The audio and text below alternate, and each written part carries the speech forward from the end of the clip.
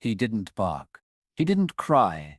He just sat there, tied to a tree, soaked through from the night's storm. One ear flopped down like it had given up trying to stand.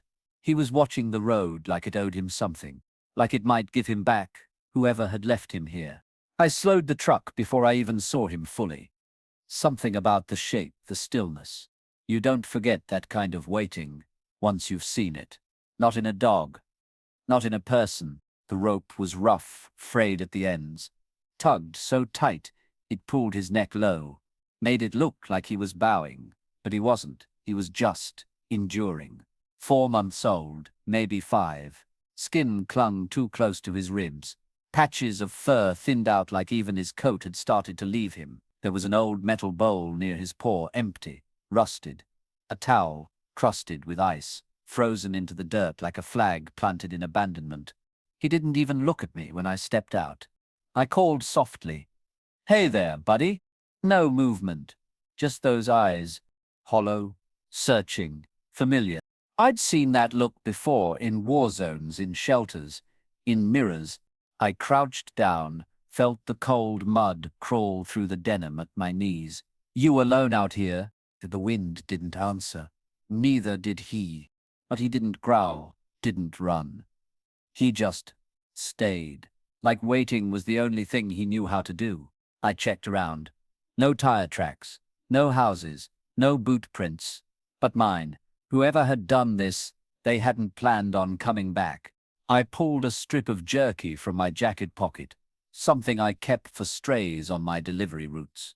Tore it in half, laid it between us. He didn't even sniff at it, but he blinked. Just once.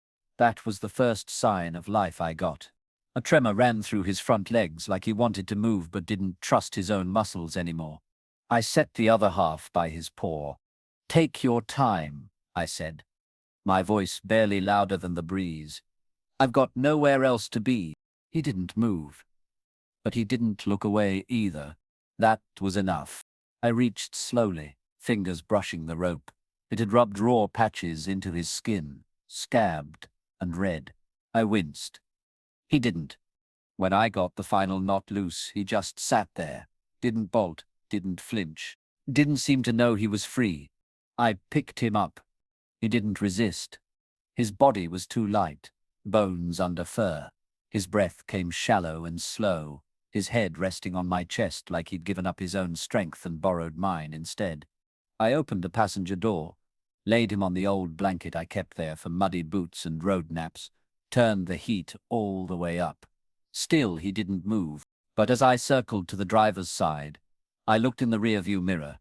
His eyes were watching me, not with fear, not with hope, even, just watching. I put the truck in gear, placed a hand gently on his back. "You're all right now," I said. "I got you." He blinked once, then closed his eyes. Not out of trust, out of exhaustion. I drove straight to Elisa's clinic. She met me at the door, gloves already on. "This him?" she asked, peeking into the cab. "Yeah," I said. "Found him tied out near Forest Hollow. Nothing but trees and silence out there." She reached in, touched his ear.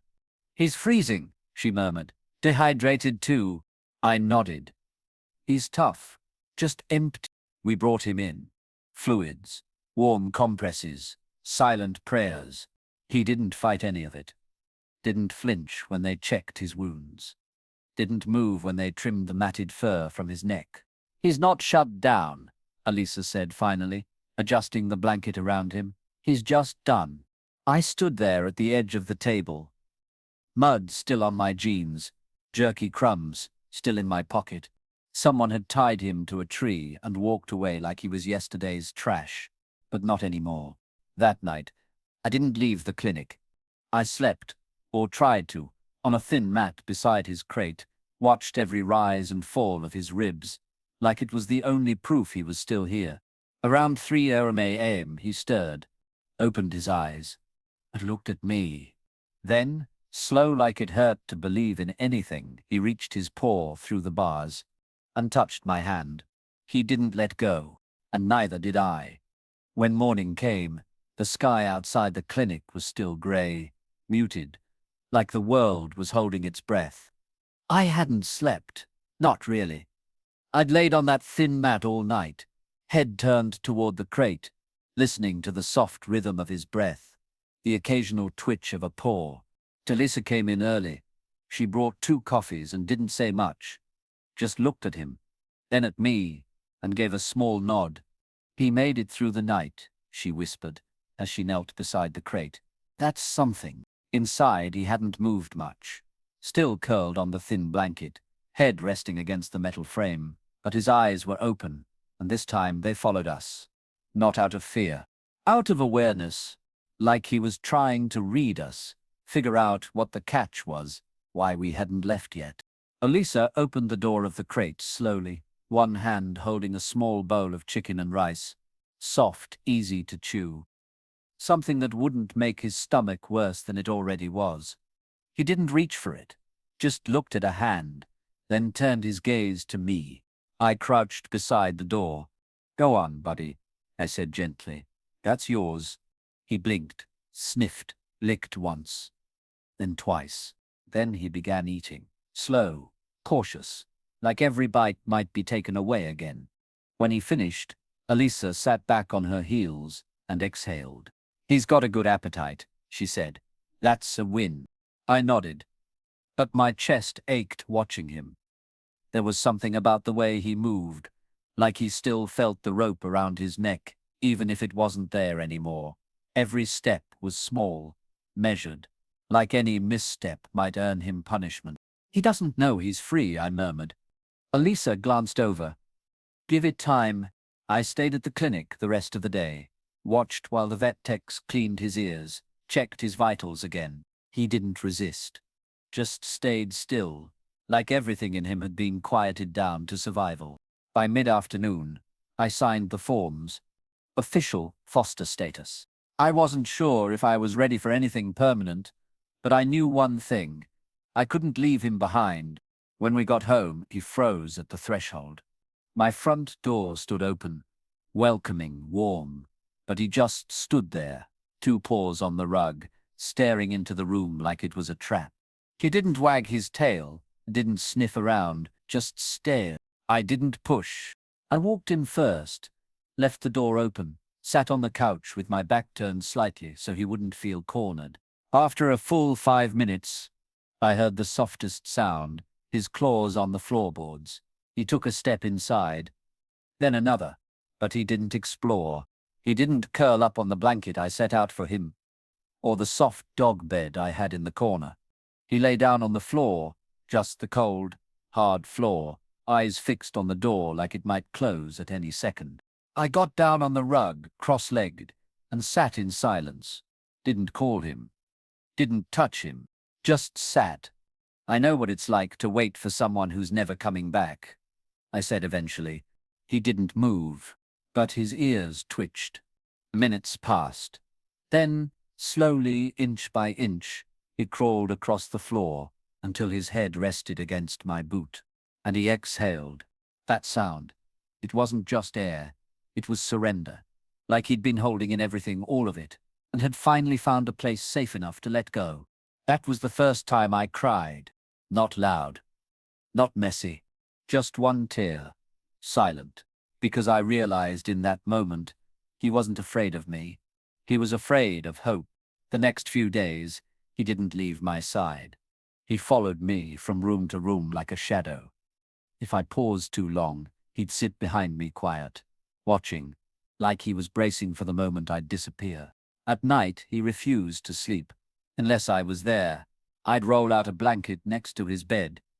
He'd inch closer until his head was on my shoulder. The second I moved, he'd wake, eyes wide, breathing shallow.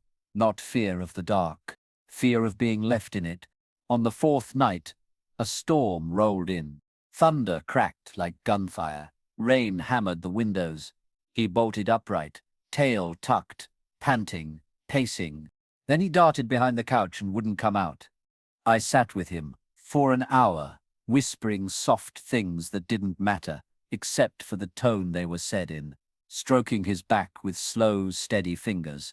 He kept shaking. That's when I realized He'd heard storms before, but back then, he'd been alone, tied up, waiting, and no one had come. So I pulled my blanket onto the living room floor, lay there beside him, curled up against the couch, my hand on his back. Eventually, he rested his head on my chest and slept. The next morning, something shifted, just a little. When I opened the back door, he hesitated, as usual, but this time he didn't freeze. He stepped outside, onto the wet grass. Then he ran.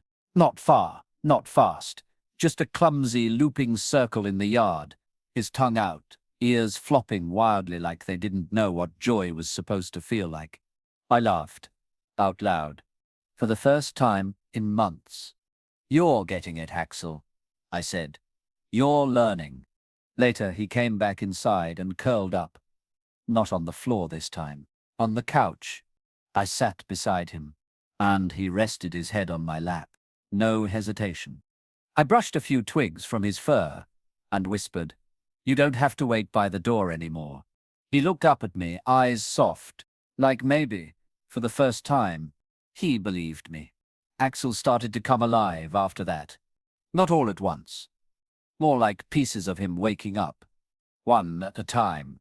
It was subtle at first. The way his ears perked slightly when I opened the fridge, the quiet shuffle of paws as he followed me to the kitchen every morning, like he was memorizing the sounds of safety. The first tail wag came a few days later. I had just walked back in, after taking out the trash. Nothing big, nothing special, but there he was, sitting at the edge of the hallway rug, head tilted.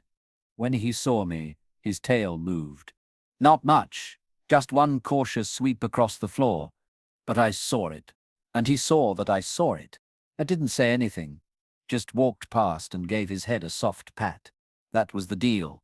No pressure, no pushing, just permission. He even barked once, just once. It was a Tuesday morning. A delivery guy knocked at the door. I barely heard it before Axel let out a single, surprised woof, loud enough to startle himself. He looked up at me afterward, confused like he didn't even know where it had come from. I knelt beside him. "That's okay, buddy," I smiled. "That's your voice. You're allowed to use it." We fell into a rhythm. I'd wake up around 6.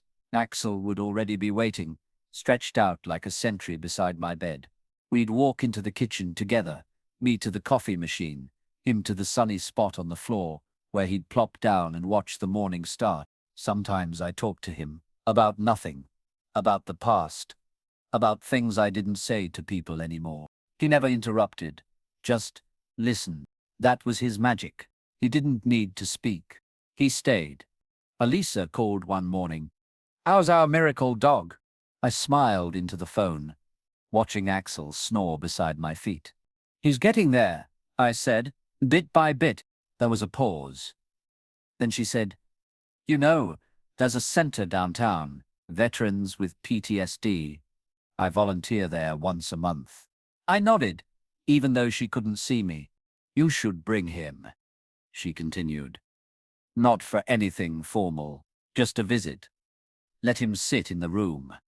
Let him be." I didn't answer right away. "I don't know if I'm ready," I said finally. "Maybe you both are," she said softly. "More than you think."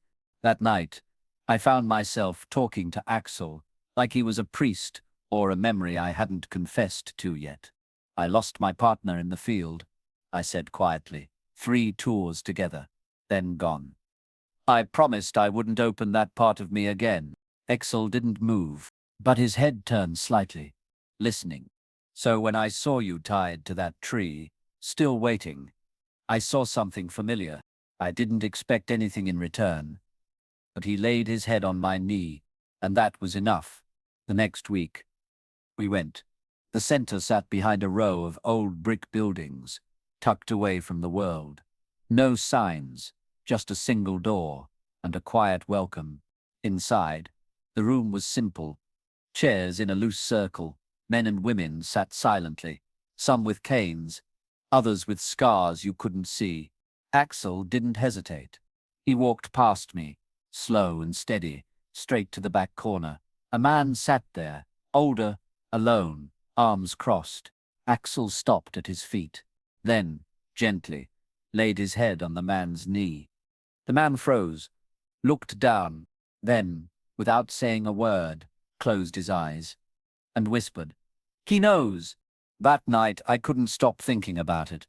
How a dog, who once couldn't lift his head, now lifted others without trying, without needing words or instructions. He just showed up, stayed, listened. Word spread faster than I expected. A few weeks later, we were invited back, then again, and again. Every Tuesday, Axel and I walked through that same door. We didn't teach tricks, didn't perform. We just sat, let the room breathe around us, and people noticed. Veterans started greeting him by name. Some would bend down to scratch behind his ears. Others didn't touch him, just nodded. That was the thing. Axel didn't need attention. He gave presents. And for a lot of people in that room, presence was the rarest gift of all. One afternoon, a younger vet showed up. Mid-30s, tall, worn, scars on his arms, anger in his eyes.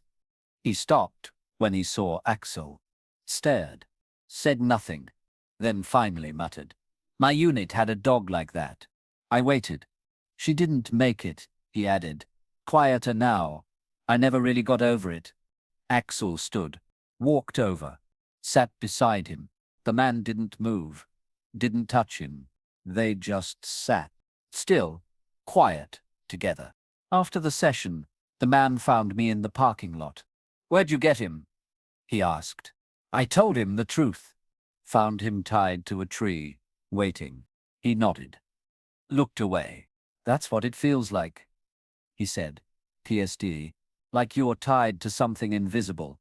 And every time you try to walk away, it yanks you back."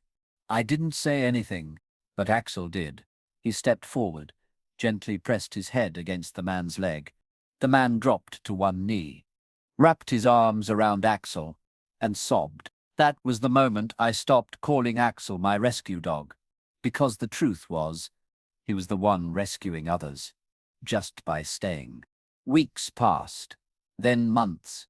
The center became part of our rhythm. Every Tuesday, like clockwork, Axel and I would show up. I'd say hi to the front desk. Axel would wait patiently while someone scratched behind his ears, and then we'd walk into that circle of chairs like we'd always belonged. It wasn't a show. There were no introductions or plans. We just were. And somehow, that was enough. There was something about Axel, something wordless, deep. You couldn't explain it unless you'd sat in that room, unless you'd seen the way even the most closed-off vets would glance at him and soften, if only for a second. He didn't demand connection. He just allowed it. And if someone didn't want to engage, he didn't push. He'd sit near them, a few feet away, and wait, sometimes for the whole session, sometimes longer. But they always came around. Always. It was during one of those weeks that the therapist pulled me aside. "There's someone I'd like you to meet," she said. A vet named Roy, early 50s, former infantry. Hasn't spoken in a session in 6 months. I nodded. "We've tried everything," she said. "Group, one-on-one. He doesn't engage." "What are you hoping for?" I asked. "Just a spark," she said. Even silence with presence would be something. So we came. Same room, different time. Roy was already inside when we arrived. He sat stiffly at the far end of the room, his body turned slightly toward the window. His eyes didn't track us when we entered. I didn't approach. Neither did Axel. Not right away. We sat down in the corner, let the silence stretch. Then, after a few minutes, Axel stood, walked slowly, knocked to Roy near him, stopped about 3 feet away, sat, and waited. 15 minutes passed. Nothing. Then Roy shifted, almost imperceptibly. Axel did too, matched him. Just a tilt of the body, just enough to say, "I'm with you." 5 more minutes. Then Roy muttered something. Didn't lift his head, Didn't speak to anyone directly. He's patient. I held my breath. Axel tilted his head. Roy looked up, met his eyes, and for the first time in months, he smiled. She waited for me too, Roy said. The one we lost. He reached out, slowly, hand trembling, touched Axel's chest. Axel didn't move, didn't flinch. He just stayed. And in that stillness, something broke. Something opened. The therapist watched from the doorway, her eyes wide. Later, she told me, Roy hasn't let anyone touch him in over a year, but that dog, he let him in. That's when I realized Axel didn't just understand pain. He recognized it. He didn't try to fix it. He honored it. He sat with it until it wasn't so heavy anymore. And in that quiet companionship, people found something they didn't know they still had. The beginning of peace. We kept going. Every week. Every Tuesday. The faces changed sometimes. New veterans. New stories. New scars. But Axel stayed the same. Quiet. Grounded. Present. One afternoon, we met someone different. Her name was Natalie. She was young. Barely into her 20s. Discharged after an IED left her with nerve damage and chronic pain. She used a cane and rarely spoke. Sat in the back with her hoodie up and her eyes distant. That day, she came early, sat alone against the wall. Axel noticed her the moment we entered. He didn't wait for me. He trotted straight to her. Not too fast. Not pushy. Confident but gentle. He lay down beside her, not in front, not behind. Next to her cane, shoulder touching hers, head low, body soft. She didn't acknowledge him at first. Just stared ahead. Then her hand moved. Not to pet him, just to rest. On his back, like she needed to feel something warm that wouldn't vanish. After the session, she stayed behind. She walked up, quiet but firm. Can I walk him to the parking lot? I handed her the leash. They walked side by side. Slow, careful, in sync. At my truck, she paused. I used to have a shepherd, she said, before deployment. I waited. She was like Axel. Always calm. Always watching. She looked down at him, then back at me. I haven't touched another dog since she died. Until now. Axel leaned against her leg. His tail brushed the ground. One soft wag. She knelt, kissed the top of his head, and whispered, "Thank you for waiting for me." That night, Axel lay at my feet on the porch. The sky above us stretched into quiet stars. No sounds except his breathing and the rustle of leaves. I looked down at him. He looked up at me. And I realized something I hadn't let myself say out loud yet. He didn't just survive. He became someone's answer. There's a moment in healing no one talks about. Not the tears, not the fear, not the breakdowns, or the silence. It's the first time you don't brace for something bad to happen. The first time a door opens and you don't flinch. For Axel, that moment came on a Sunday morning, almost 5 months after I found him. We were in the backyard. The sun had just broken through a stretch of grey days. The grass was thick and damp from last night's rain, still shining with dew. Axel was sniffing around, tail cautiously swinging from side to side. He liked mornings best. The world was quieter, slower like him. I stepped back inside for a second to grab my mug from the porch railing. The screen door creaked, and I watched it happen. He didn't jump, didn't shrink. He looked up, paused, then went back to sniffing a patch of clover. That was it. Nothing dramatic. No music. No fireworks. Just stillness. But it meant everything. Later that day, he called Elisa. "He's ready," I said. "For what?" "To go somewhere new," I said. "Somewhere with no chairs in circles. Somewhere he hasn't been." There was a pause on the line. "You sure?" she asked. "No," I said. "But maybe he is." So we started small. A drive to the park on the edge of town. He sat beside me in the passenger seat, his head low, eyes following every turn of the road. I kept one hand on the wheel, the other near his shoulder, not touching, just present. When we pulled into the lot, he didn't whine, didn't shake. I opened the door. He stepped out, slow, measured, but confident. The park was quiet that morning. A few joggers, a dad pushing a stroller, the occasional bird call from the trees above. Axel walked beside me like he belonged there. Not like he was invading. Not like he was waiting to be punished. He didn't tug the leash. Didn't lag behind. He walked like someone who knew he had a right to take up space now. That walk was the first time I realized just how much he had been teaching me. About presence. About pacing. About showing up even when you're still healing. We passed a little boy with a juice box who gasped and pointed at Axel. "Doggy," he shouted. "Hi, Doggy." His mom tried to hush him, but Axel turned, looked at the boy. Tail gave a soft wag. The boy's face lit up. Axel didn't move toward him, just acknowledged him. And that was enough. We kept walking, but I carried that moment with me. Back at home, I opened all the windows, let the breeze roll through the house. Axel stretched out on the rug by the open door, sunlight striping his back. He lifted his head once, looked at me, then settled in. No guard in his eyes, just rest. That night, he didn't follow me into the bedroom. I turned out the light, expecting to hear his pause soon after, but they didn't come. I got up to check, found him curled on the couch, head tucked under a pillow. I stood there for a while, watching. It was the first time he chose distance without panic.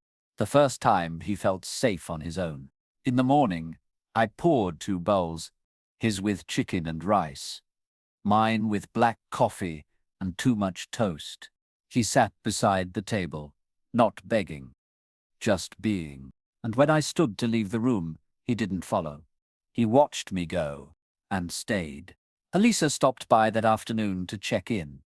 She brought new supplements and a box of treats she knew he liked.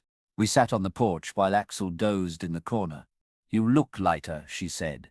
"Me?" She nodded. "Yeah, like you're not carrying every room you've ever been in." I watched Axel's ear twitch in sleep. I think he started unpacking for me. The next day, a letter came from the center.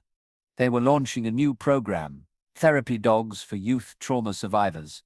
They wanted Axel, not for tricks, not for demonstrations, just to be there. I stared at the letter for a long time, not because I doubted him, because I wasn't sure I could share him yet. But that night, I sat on the floor beside his couch spot, and I asked, "You want to help more people?" He licked my wrist, then rested his head on my leg. That was a yes. The youth shelter was a converted elementary school tucked into the edge of town. Low red bricks, windows with fading stickers still clinging to the glass. A place that once echoed with spelling tests and recess whistles now held the quiet weight of stories no child should ever have to carry. The director met us at the door. She was tall, with gentle eyes and a voice like a warm blanket. "They've heard about Axel," she said.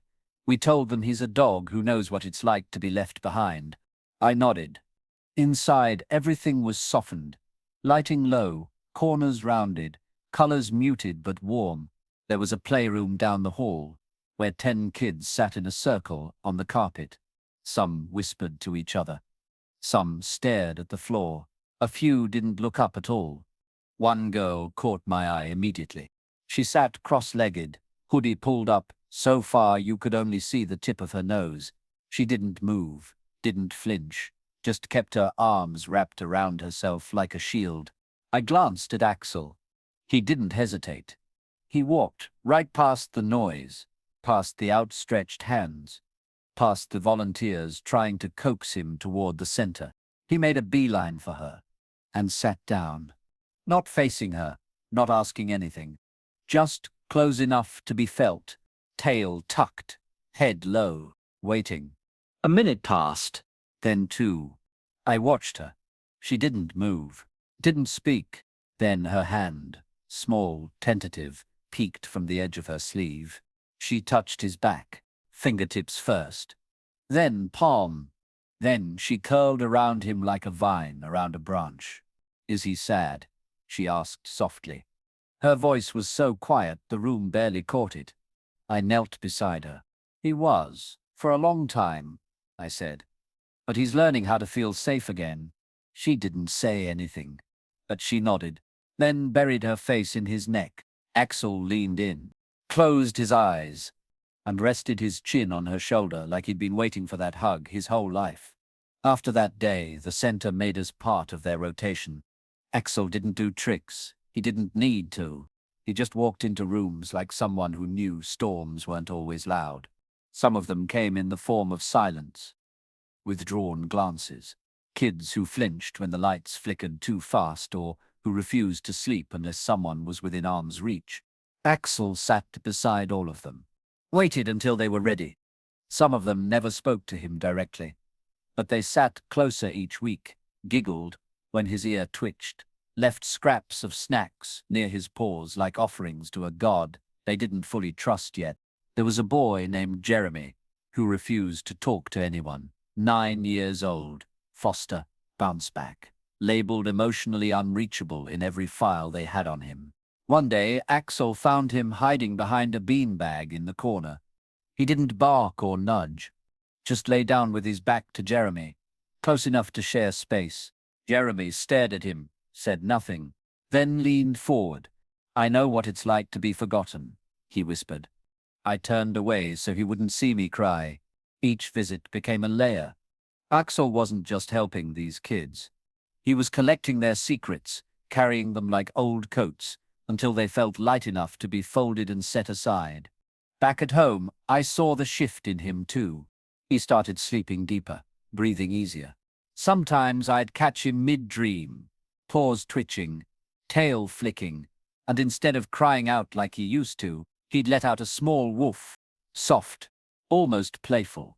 He was starting to remember how to dream without fear. One night I found him at the front door again, not pacing, just sitting, watching. I walked over, knelt beside him. "You waiting for someone?" I asked. He looked up, then pressed his head into my chest. That was the first time I realized he wasn't waiting anymore. He was ready. The date came quietly. 1 year to the day since I found him tied to that tree. I hadn't marked it on a calendar, didn't plan anything. But when I woke up that morning and saw Axel sitting by the door, still alert, watching the handle like it might tell him something, I knew he remembered. Not with panic, not with fear, just recognition. I walked over, crouched beside him, and ran my fingers through the soft patch behind his ear. "You ready?" I whispered. His tail thumped once against the floor. The road looked the same, still curved through the woods like a ribbon pulled too tight. Same pine shadows stretching across the gravel, same hush in the air like the trees were holding their breath. We drove slow. When we reached the turnoff, I parked in the same spot as I had a year ago. The grass had grown taller. The rope was gone. So was the rusted bowl. The towel had long since rotted into the soil, but the tree was still there, scarred where the rope had bitten in. Stillness hung heavy in the clearing. I opened the truck door. Axel jumped down. Not tentatively, not bracing. He stood, lifted his head, sniffed the air, then walked. Not toward me, toward the tree. He stopped in front of it, sat down. No trembling, no confusion, just quiet, like he'd found the start of the map, and now understood how far he'd come. I walked over and crouched beside him. "You remember, don't you?" He didn't move, just stared at the road, not like he used to, with desperation, but with peace. I reached into my jacket, pulled out the tag, a small metal plate I'd had engraved weeks earlier, not knowing why, just knowing it mattered. On it 4 words. I stayed.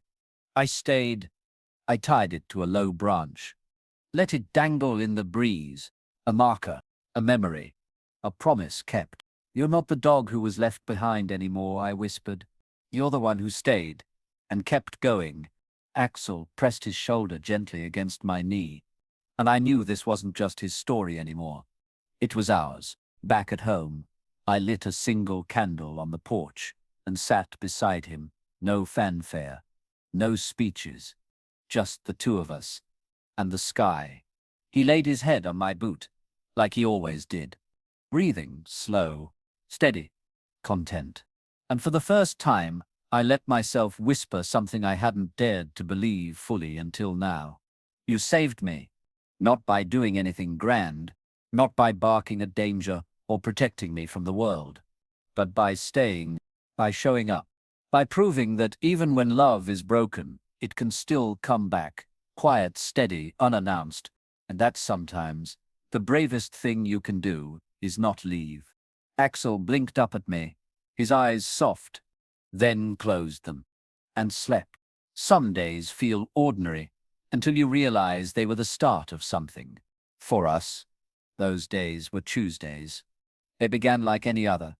Early light spilling into the kitchen, the hiss of the coffee maker, Axel's quiet stretch on the rug, paws pushing outward like he was trying to hold the morning still. We didn't rush. He'd wait by the door while I got dressed, eyes following my movements, but never anxious. We had built something by then, a rhythm, a language made of glances and presence. No leash tugging, no commands, just trust. Every Tuesday we returned to the shelter. The staff barely needed to speak anymore. They'd nod at me, open the inner doors, and Axel would lead the way. Sometimes the kids were waiting. Sometimes they came out slowly, like sun through morning fog. There were new faces each week. Some stayed silent the whole session. Others buzzed with nervous energy. A few clung to stuffed animals or blankets, like lifelines. Axel knew them all. Knew when to approach, when to lie down, when to keep just enough distance to make the first move theirs. That was his gift, not presence, permission. One boy, Matteo, had just been moved to the shelter after being found hiding in an abandoned trailer with his little sister. No parents, no explanations.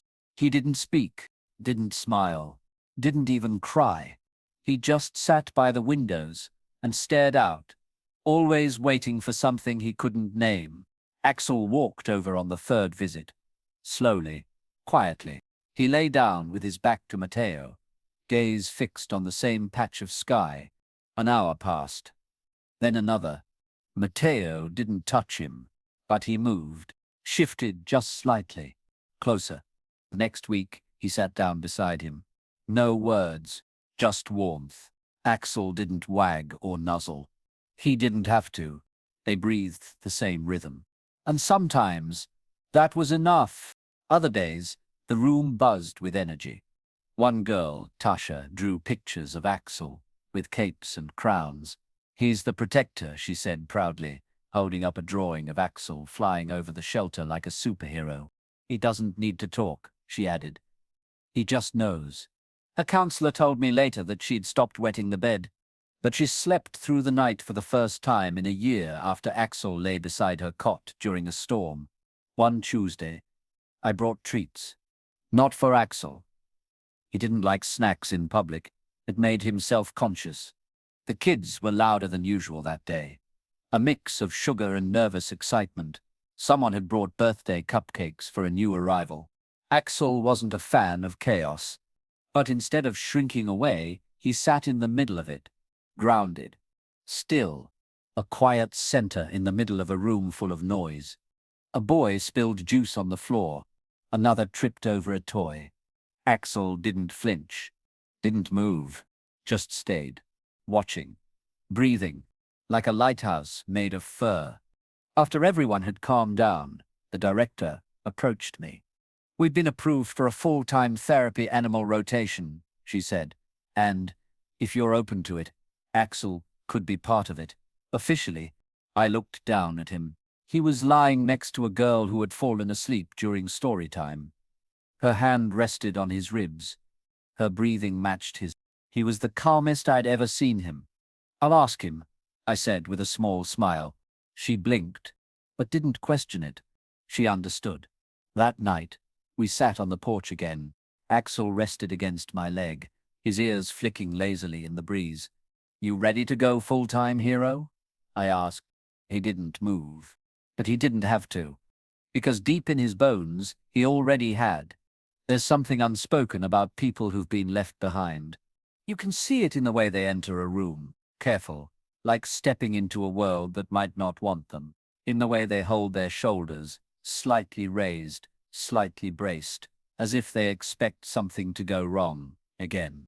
Axel saw it too. He never judged it, never questioned it. He just stayed.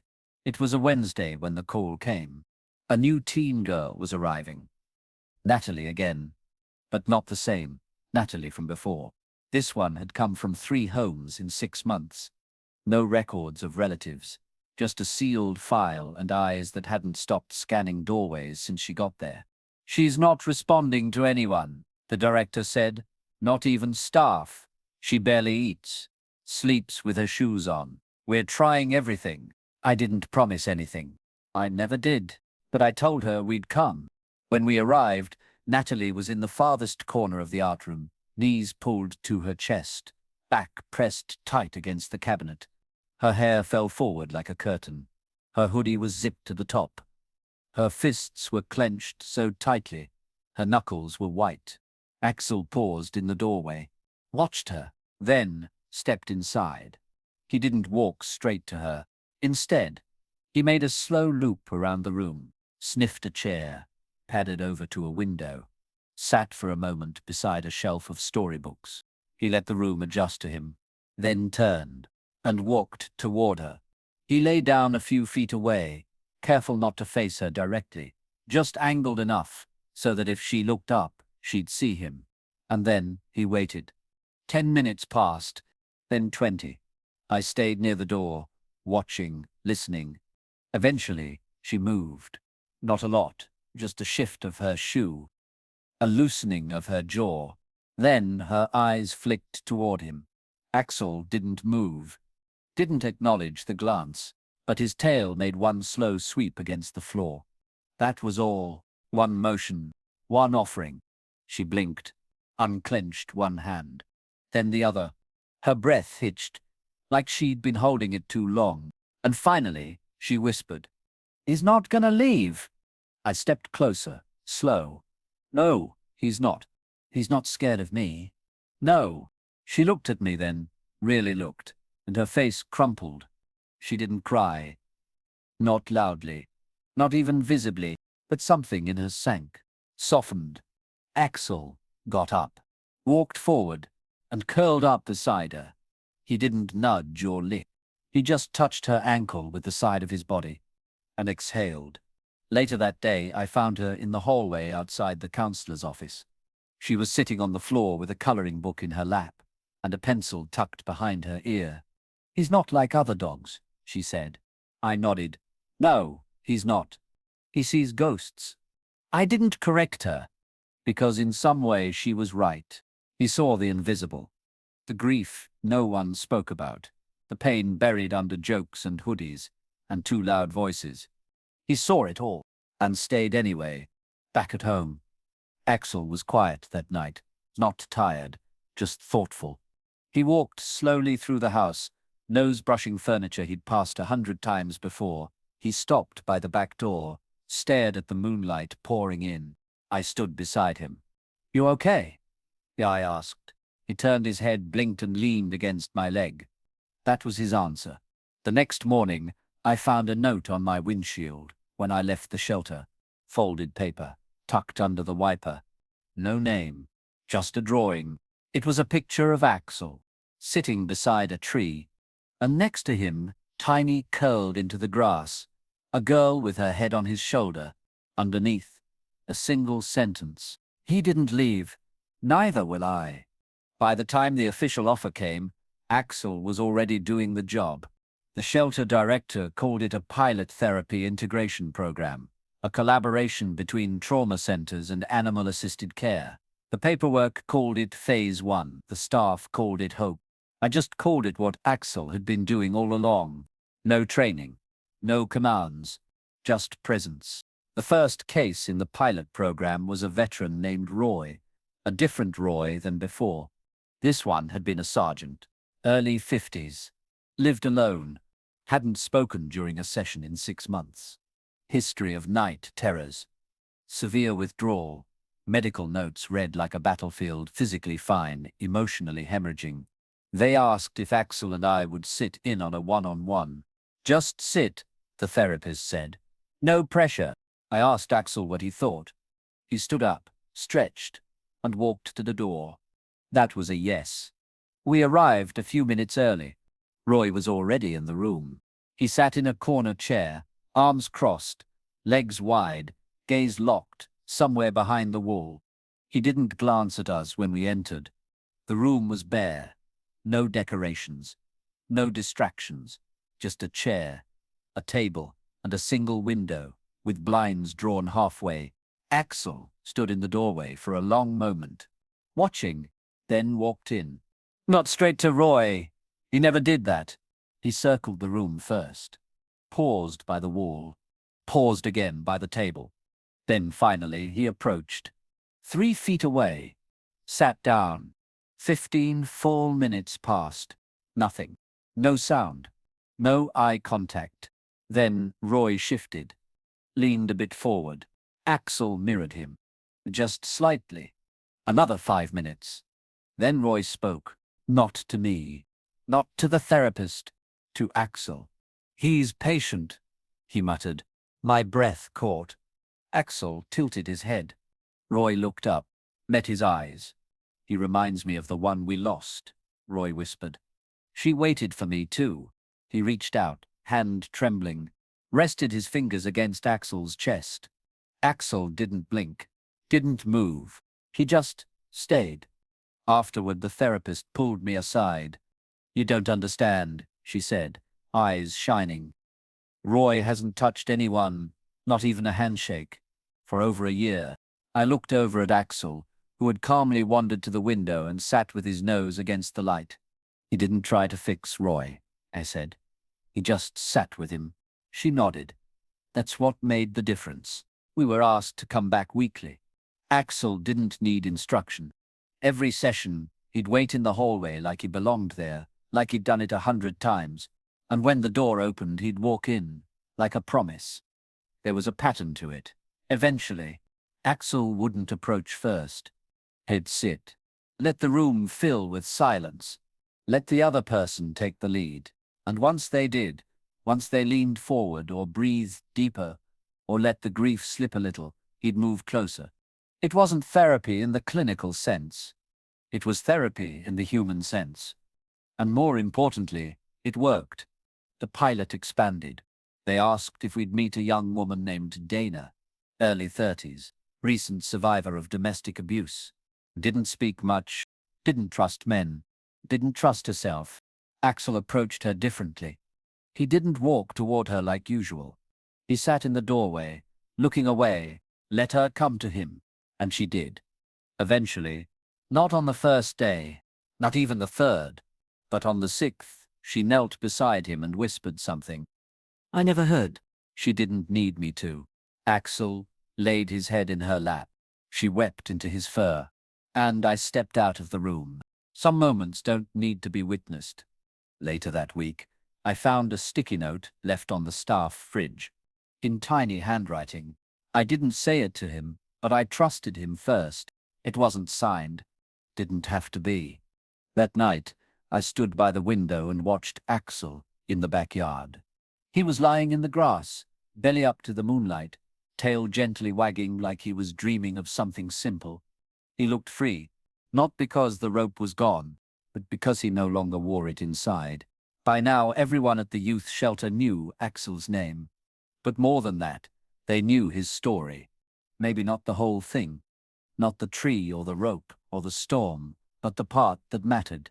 They knew he stayed. They knew he listened. They knew, somehow, he understood. There was a new kid, 6 years old, tiny, barely spoke above a whisper. His name was Eli, and he didn't like loud noises, shoes, or having his back to a door. He'd sit in corners with his knees drawn up and his fingers clenched around the collar of his shirt. No one could get through to him, But Axel didn't try. He just showed up. That first session, Eli didn't move. Axel walked over and laid down nearby, head down, paws crossed, breathing steady. Eli glanced once, then hid his face again. Nothing more. But the next session, he looked longer, and by the third he moved, inched closer, sat beside Axel's tail and just stayed there. Didn't speak, didn't touch, but didn't leave. That was enough. One of the counselors whispered to me during a break, "The shelter kids know something we forget." "Yeah?" I asked. She nodded. "They know what it means when someone doesn't leave. They watch who sticks around. That's how they decide who matters." I looked over at Axel. He was sitting between two girls, trading drawings, eyes half closed, content. "You think he knows that too?" I asked. She smiled. "I think he invented it." Tasha, the girl who used to draw him as a superhero, came up to me one day with a crayon picture clutched in her hand. "He's more than a hero now," she said proudly. "He's the answer." I blinked. "To what?" She shrugged. "To everything that hurts." She handed me the picture and skipped away. It showed Axel sitting under a tree. Same one from before, but this time he had a crowd of kids around him, all of them smiling, some with scars, some with tears, and all of them touching him. One word written in big blue letters above: safe. The next week, I saw Eli crawling across the carpet with a stuffed bear in one hand and Axel's tail in the other. He wasn't pulling, just holding. Axel didn't flinch, didn't move. He let Eli rest his forehead against his side and stayed there, unmoving, until the boy finally whispered, "I want to stay too." I turned away again. Too many times now. I'd nearly cried in front of these kids. But maybe that was the point. Axel wasn't there to keep people from feeling. He was there to remind them it was safe to feel. One of the volunteers told me that the shelter kids had started calling the therapy room something new. Axel's place. It wasn't official.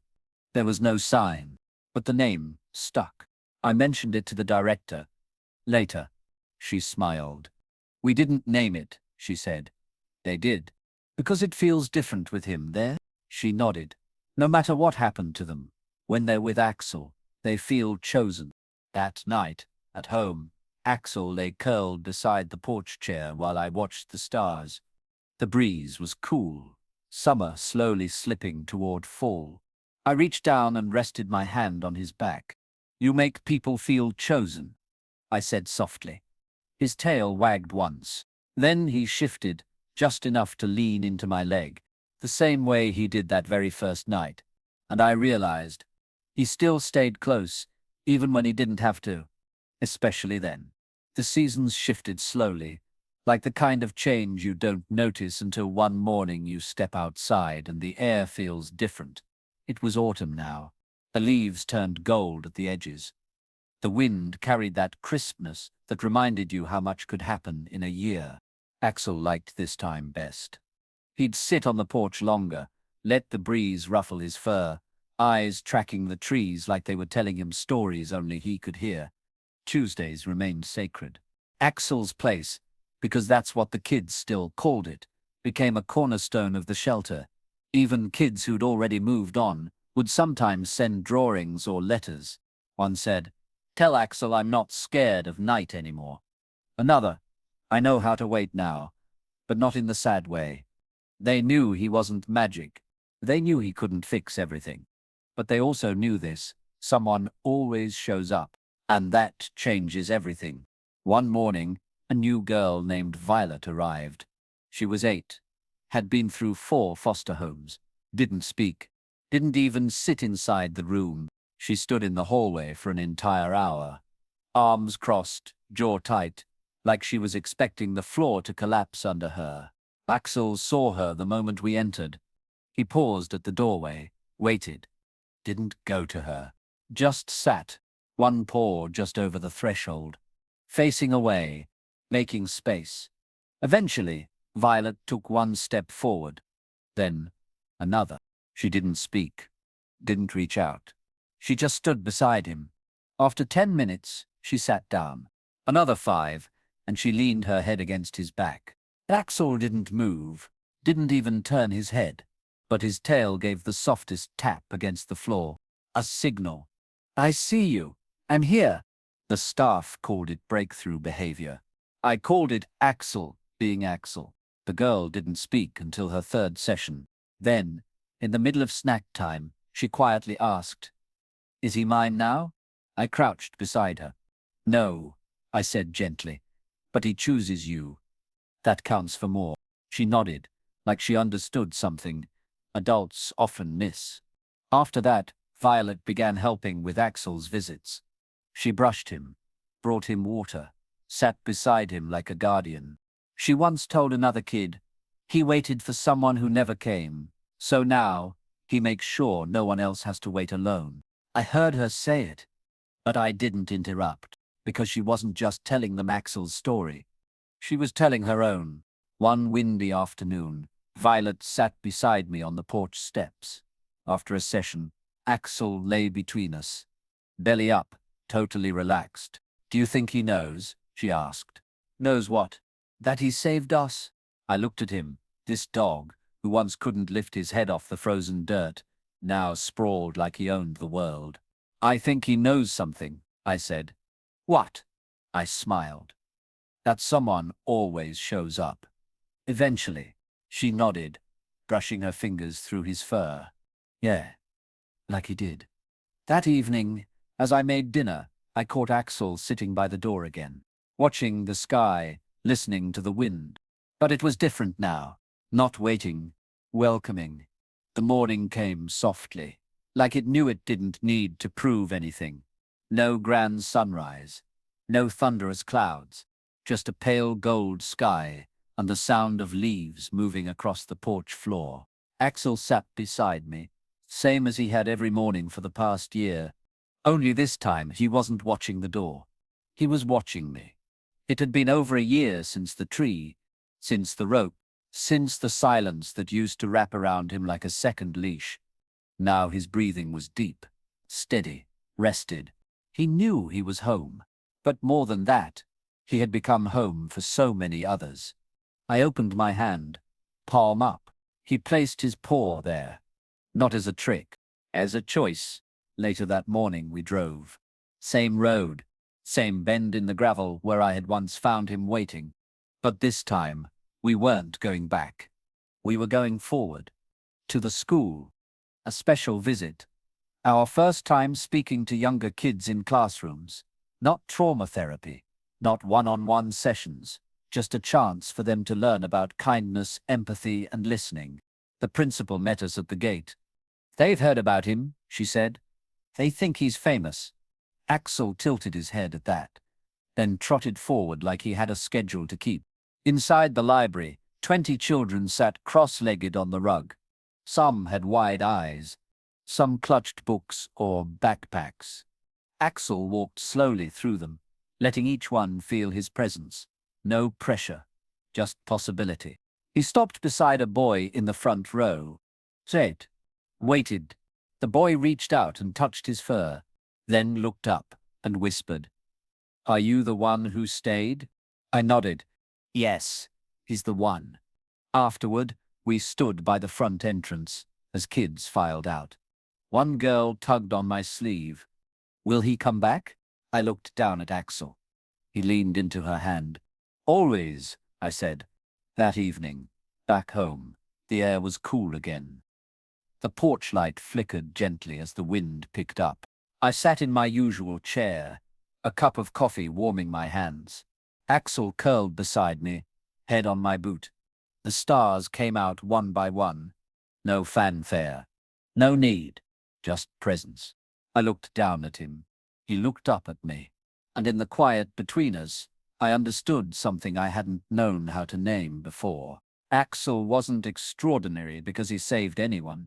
He was extraordinary because he stayed. When no one else did. When it was hardest. When it was quiet. When it would have been easier to walk away. He stayed. He showed up. And he kept showing up. For every child. Every veteran. every forgotten corner where pain waited to be seen. He didn't ask to be anyone's hero, but he became one anyway, by being something rarer. A constant. The wind shifted. Axel lifted his nose to the breeze, then laid his head back down and exhaled. That's the story.